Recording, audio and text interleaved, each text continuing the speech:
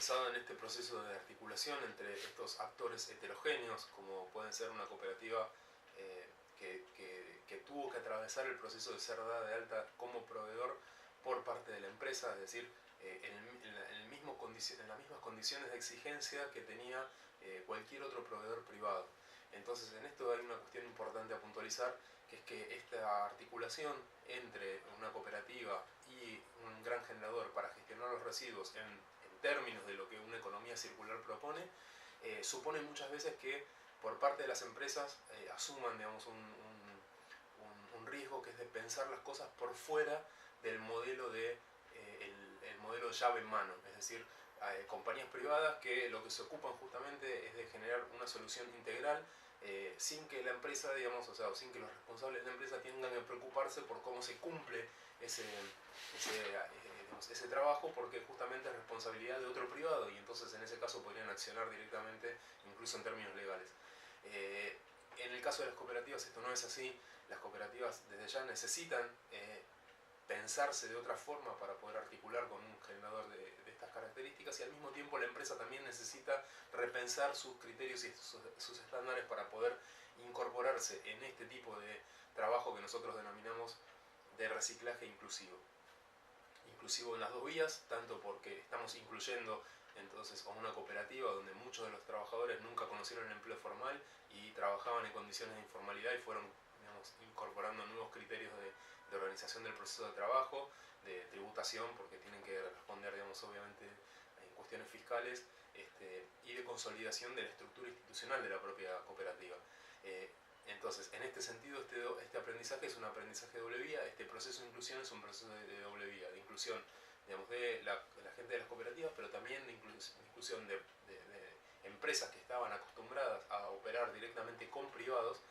para tratar sus residuos. ¿Y por qué, digamos, es importante tratar con una cooperativa? Porque la cooperativa lo que garantiza es que la totalidad del material que llega a la cooperativa se reincorpora en el circuito productivo, es decir, asegura una trazabilidad, asegura que todos los materiales no van a terminar en el relleno porque fue más, por cuestiones de economía, porque a veces resulta más barato pagar el enterramiento de los residuos que buscar mercados para poder incorporar esos materiales en un circuito productivo, porque son materiales de más difícil colocación, o por las oscilaciones del propio mercado, porque, digamos, aquí en Argentina los materiales tienen valor, digamos, en función de la demanda que hay en el mercado,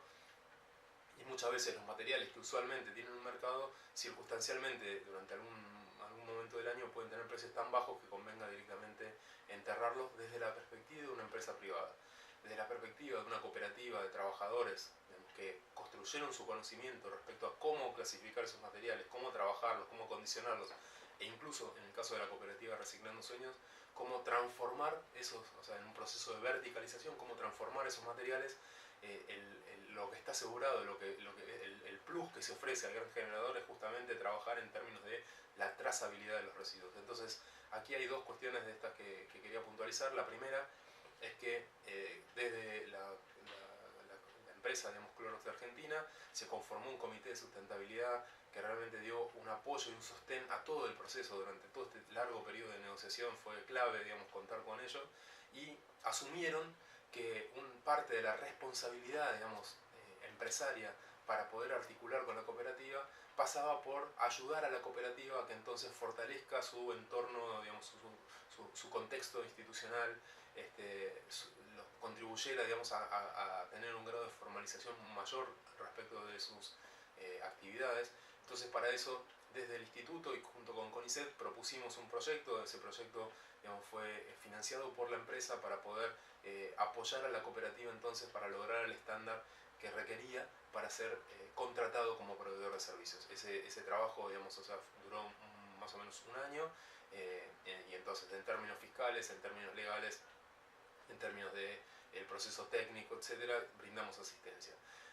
Esto, digamos, es algo muy importante porque entonces obliga a salir del paradigma del llave en mano, que muchas veces por cuestiones de facilidad y compromiso, digamos, en términos de cómo se establecen los acuerdos a nivel comercial, muchas veces se opta por esquemas en los que este reaprovechamiento, por ejemplo, en el caso de los residuos de materiales y de trazabilidad, no se logra, pese a que el acuerdo, digamos, en términos comerciales es un acuerdo absolutamente factible. Por otra parte, en este plano ya de parte de la propia cooperativa, lo que quiero destacar es el proceso de búsqueda y transformación de nuevos mercados. Piensen que esto va a involucrar un proceso de experimentación con materiales que hoy se considera que no tienen mercado y que directamente van a parar el relleno. Entonces, esto quiero destacarlo fuertemente porque desde la cooperativa se crearon, digamos, conocimientos, saberes y una práctica experimental, una práctica de experimentación que permite entonces recuperar materiales que antes iban directamente al relleno en nuevos procesos productivos. Es decir, hay un trabajo de construcción de esa economía circular de los residuos. No es apoyarse sobre una economía circular que ya existe y entonces lo único que hace la cooperativa es mediar o intermediar en ese proceso, sino que justamente es construir los conocimientos, construir las formas técnicas para que ese material pueda ser reinserto dentro del circuito productivo. Y esto implica, digamos, entonces ya no solamente una cuestión de mero trabajo, quiénes son los que hacen el trabajo de clasificar y recuperar materiales, sino principalmente trabajo de pensar incluso teóricamente cómo pueden ser los circuitos. Por eso, en términos de una economía circular, por eso me parece clave reconocer el expertise de los integrantes de las cooperativas recuperadoras, que son los que más saben de los materiales que manipulan todos los días. Incluso saben mucho más que algunos ingenieros que están formados en cuestión de gestión de residuos. Entonces, ¿cómo transformarlo? ¿Cuáles son los circuitos donde eso podría ser comercializado como insumo? Pero incluso, mejor aún, ¿cómo generar, digamos, entonces los procesos para poder transformar materiales sin mercado en materiales con mercado? En el caso de la cooperativa trabajaron sobre el Doipac, que es un material multilaminado, multimaterial de muchos plásticos que van juntos en una sola lámina, que el mercado del reciclado en Argentina no lo compra porque directamente no puede, digamos, o sea, incorporar un material que tiene que contamina uno a otro al trabajarlo. Entonces trabajan solamente con materiales que son elaborados con un solo plástico. En este caso, digamos, la cooperativa fue probando un sistema de extrusión, etcétera, y logró transformar ese material que antes iba directamente al relleno en un nuevo producto, asegurando la trazabilidad de la incorporación de ese material. Entonces, estas dos cuestiones, primero, habilitar, digamos, o sea, procesos que no solamente operen con lo ya conocido, aventurarse entonces a pensar nuevas articulaciones, aunque esas articulaciones supongan, entre comillas, digamos, un cierto riesgo, la ganancia que se genera en términos de asegurar la reciclabilidad, el porcentaje de reciclabilidad de los materiales de la empresa aumentó considerablemente. Por otra parte, dentro de la cooperativa, asumir que para poder articular con un gran generador necesitan transformar mucho de su cultura institucional,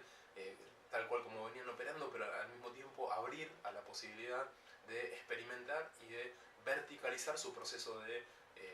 trabajo. No solamente, digamos, dedicarse a clasificar el material,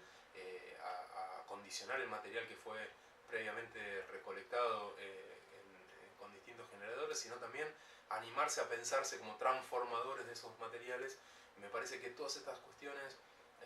de integración de actores heterogéneos y de construcción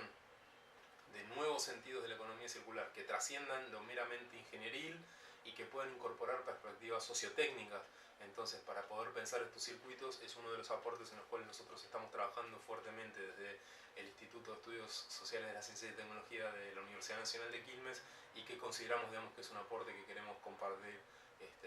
y vamos a ir compartiendo sus avances con el resto de los actores interesados en este apasionante tema de la economía